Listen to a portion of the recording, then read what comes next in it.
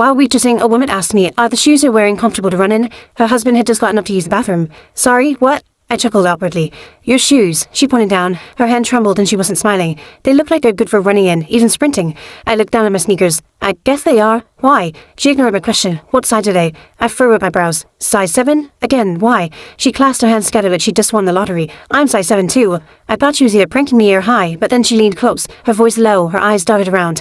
I need to run right now, but I can't run in these heels. I looked down at her feet, saw a pair of $10,000 diamond-encrusted Louis Vuittons. So, take your heels off. She glanced up. Look outside. I did. Saw snow. Ice coating the entire parking lot. If I try to run barefoot, I'll slip. If I run in heels, I'll slip. Either way, he'll catch me. My stomach tightened. Who is he? My husband. I paused. He told me in the car that he's going to kill me tonight. She continued. My blood went cold. I saw what he packed in the trunk. I glanced toward the bathroom hallway. Call the police. She laughed better. Quiet. He is police. 15 years on force. His buddies would arrest me before they'd help me. She squeezed my wrist. Please, I need your shoes. I looked toward the hallway again. How long do we have?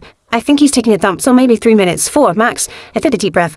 Okay, let's go. Bathroom, now. She stood up calmly, walked like nothing was wrong. I followed 30 seconds later, found her in the last stall. She already taken off her heels. I kicked off my sneakers. We swapped in silence. I still had no idea whether she was telling the truth, but I couldn't let myself not help.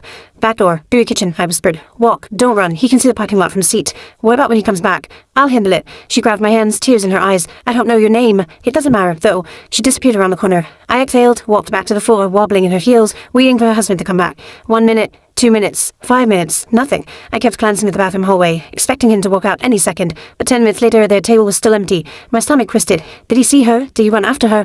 I wanted to go check, but I couldn't walk in these heels. I could barely stand. I was thinking of what to do when suddenly the front door exploded open. 4 cops ran in, hands on holsters. A whole restaurant went silent. They scanned the room, table to table, then one of them pointed at me.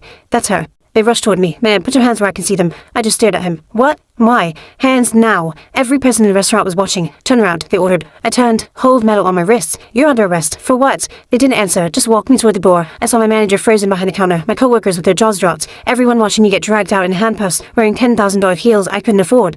Officers pushed me into the back of the squad car and drove me to the station in silence. I asked questions the whole way, but they wouldn't tell me a thing. The car pulled into the station. They walked me through the front entrance and handcuffs. That's when I saw them. The woman from the restaurant with a man beside her, her husband, both in handcuffs as well, being led through the station just like me. My stomach dropped. Why were they here? Had they arrested him and taken her too? Why was I involved? The officer led me to a small room and handcuffed me to a metal table. Then a detective walked in. He slid foot over heels across the table. What do you know about these? I took a breath. A woman at the restaurant gave them to me. She said her husband was going to kill her tonight. Said he was a cop, so she couldn't call for help. The detective's face didn't change. She said she couldn't run on ice and heels, so we swapped in the bathroom. I gave her my sneakers so she could run. She gave me these. Then she ran out back. Silence on the detective's end. That's everything, I swear. He stared at me. Interesting story. It's the truth.